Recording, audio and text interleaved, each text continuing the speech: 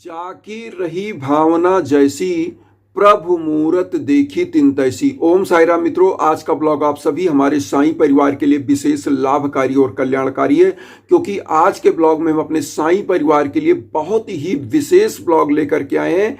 जब आप साईं बाबा की पूजा करते हैं तो साईं बाबा क्या संकेत देते हैं, क्या अनुभव आपको प्राप्त होता है। जिस संकल्प के साथ आप पूजा कर रहे हैं वह संकल्प बाबा स्वीकार कर रहे हैं तो क्या सिम्टम आपको प्राप्त होता है, कैसे आपकी पूजा स्वीकार होती है, कैसे आपकी मनोकामनाएं पूरी होने लगती हैं और कैसे आपको पता चलता है कि बाबा की अनुभूति है और बाबा आपके आसपास हैं।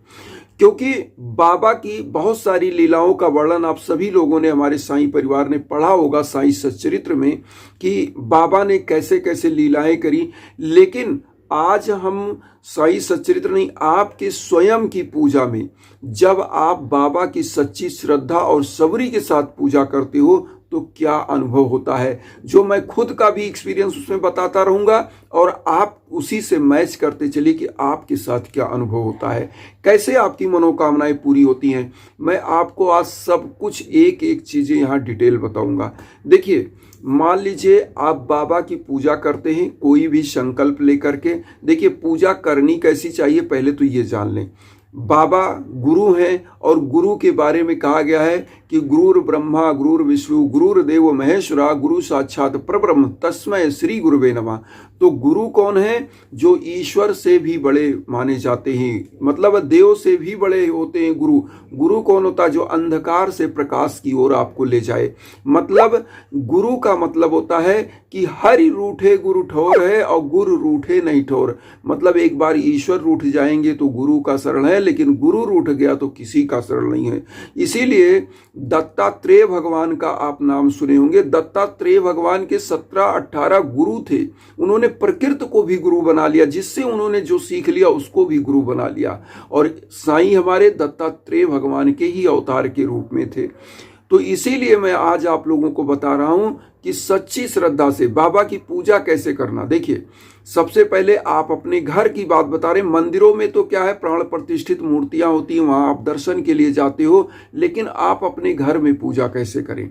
देखिए, सुबह आप साफ स्वच्छता से नहा धो करके मन को पवित्र करके सच्ची श्रद्धा और सबरी के साथ कुछ पुष्प लीजिए, एक लोटा जल लीजिए, एक थाली में घी का दीप लीजिए, एक धूप बत्ती लीजिए और बाबा की जो डेली की पूजा होती है पीले आसन पर बाबा को स्थापित करें और यह समस्त चीजें बाबा को अर्पित करें। और वहां पर साईं चालीसा, साईं बावनी, साईं आरती और उसके बाद 11 वचन। और 11 वचन में बार बार हमारे हर ब्लॉग में आपने देखा होगा, मैं 11 वचन को इसलिए बोलता हूं आप लोगों को बताता हूं कि 11 वचन में बाबा का सब सार उसमें समाहित है।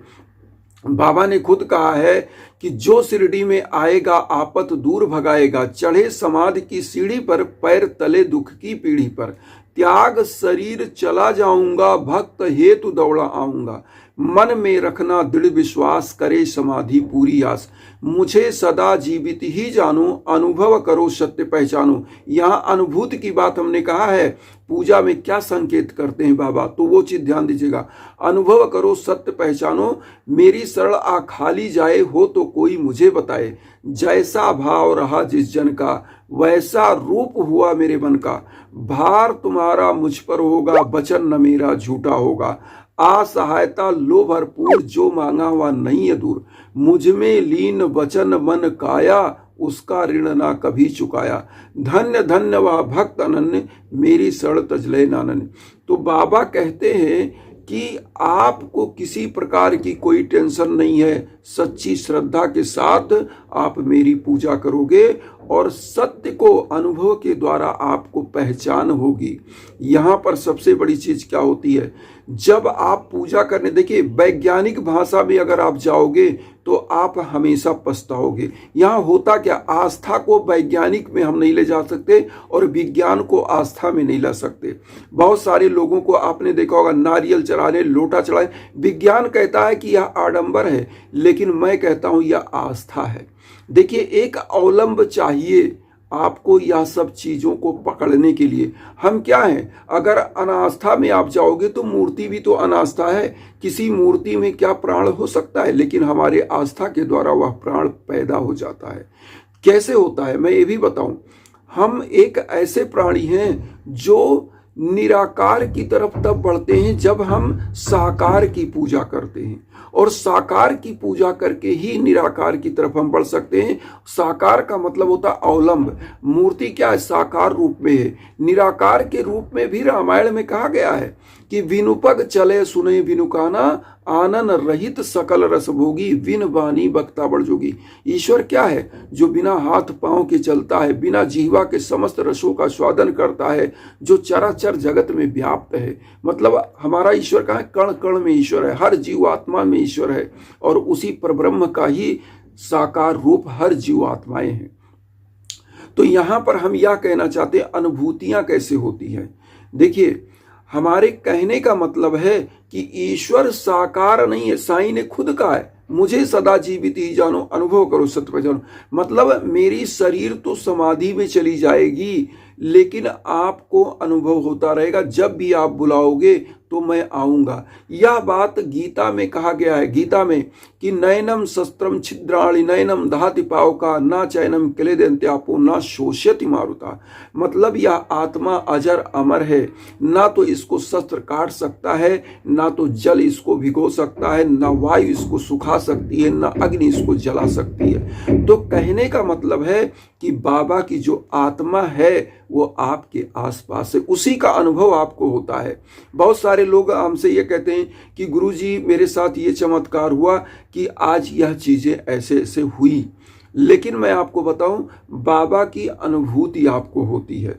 अनुभूति का मतलब होता है, देखिए जैसे आपने कहा चमत्कार, चमत्कार क्या होता है? कोई जादू नहीं होता है। चमत्कार जब आप जो चीज सोच रहे हो, आपके मन के अकॉर्डिंग वह चीज घटने लगे, वही चमत्कार है, वही बाबा का अनुभव है। मैं आपको अपनी एक सच्ची घटना बताऊं, मैं उसको बता भी चुका हूं कई ब्लॉग में, कि मैं यात्रा कर रहा था, और यात्रा करते करते मैं बस में यात्रा कर रहा था। मेरी बस एक जगह पहुंची और वहां पता चला कि ब्रिज टूटा हुआ, वहां छोटी गाड़ियां केवल निकल सकती हैं। तो जो लोग, कोई गाड़ी आए, टेम्पो आए, उसमें बैठते थे और चले जाते थे। हम और एक लड़का और जो यात्रा कर रहे थे, तो दोनों एक ही सीट पे बैठे थे। हम दोनों ही केवल बचे, सभी लोग चले गए।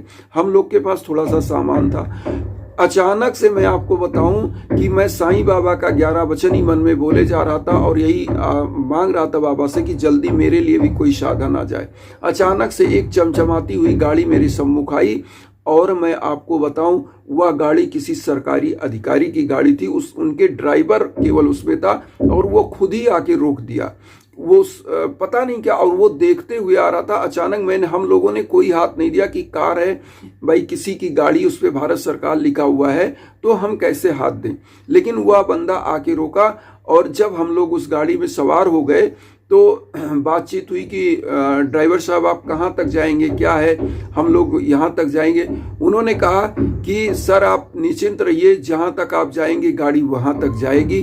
हम एक अधिकारी को छोड़ने गए थे, और लौटते समय हमने देखा कि आप लोग खड़े हैं, तो आपकी मदद हो जाए। हम आपको बताएं, उनको हम लोग किराया भी देने लगे, उन्होंने किराया नहीं लिया। ये होता है साईं बाबा का चमत्कार या साईं बाबा का अनुभव। और जब मैं गंतव्य स्थान के लिए रवाना हुआ था, तब भी मेरी आदत है, मैं अपने प्रभु को सुमिर करके ही निकलता हूँ। मैं आपको बताऊं, मैं बाबा का ध्यान करके उनका सुमिरन किया और यात्रा के लिए निकल लिया। तो ये होती है शुभ यात्रा, ये होती है बाबा का अनुभव।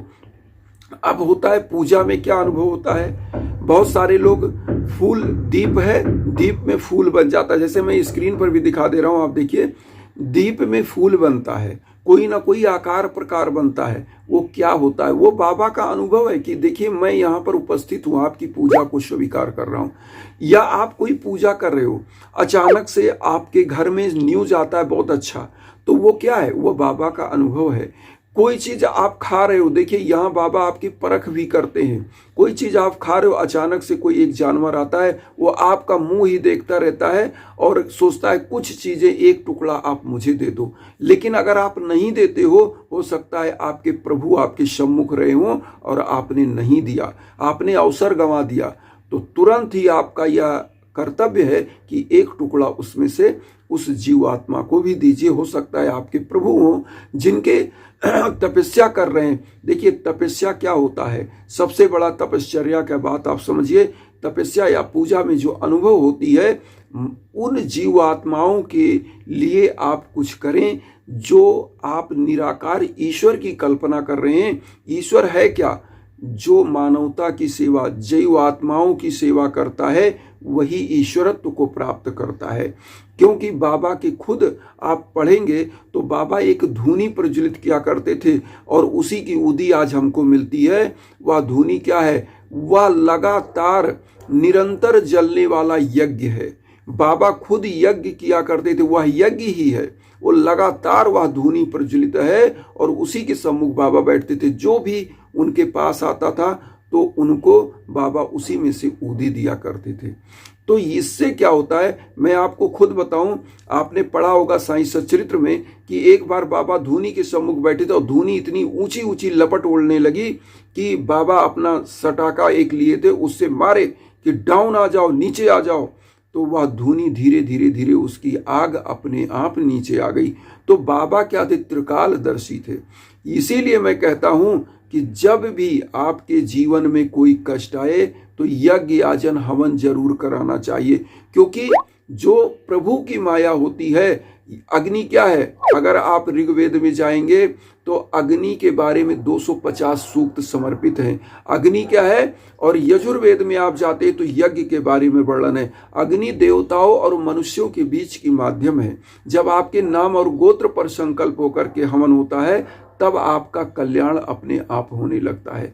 तो इसीलिए जितने भी बड़े बड़े महात्मा थे वह धूनी प्रज्वलित करते थे, यज्ञ किया करते थे। तो यज्ञ इसीलिए होता है। अब यहाँ अनुभूति की बात बताएं तो अनुभूति आपकी पूजा में होगा।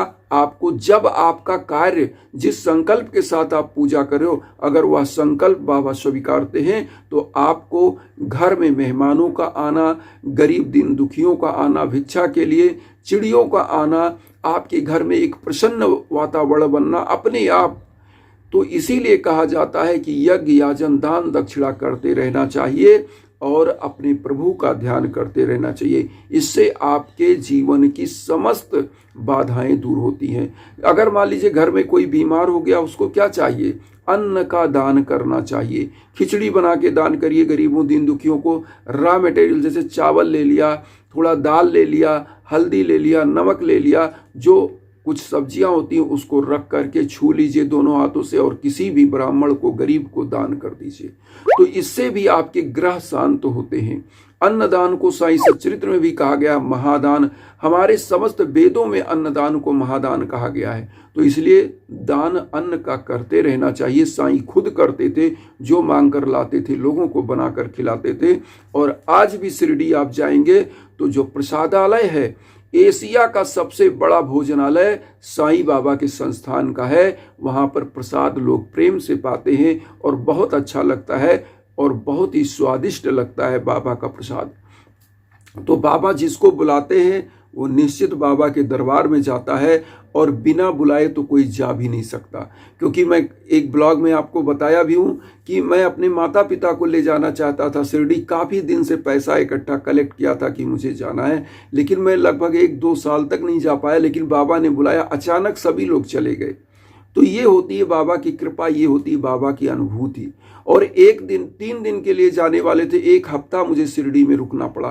तो बाबा जिसको प्यार करते हैं, जिसको चाहते हैं, उसको अपने दर पे रोकते हैं। उतने दिन रुकना है जितने दिन बाबा चाहेंगे। तो इसी के साथ आप लोगों से कहेंगे कि वसुधैव कुटुंबकम की जो भावना हम लेकर चल रहे हैं उसमें आप सभी लोग चैनल को सब्सक्राइब करके अपना आशीर्वाद दीजिए और उन साईं भक्तों तक वीडियो को जरूर शेयर करिए जो किन्हीं कारणों से कष्ट में, दुख में। इसी भावना के साथ ओम साईं राम।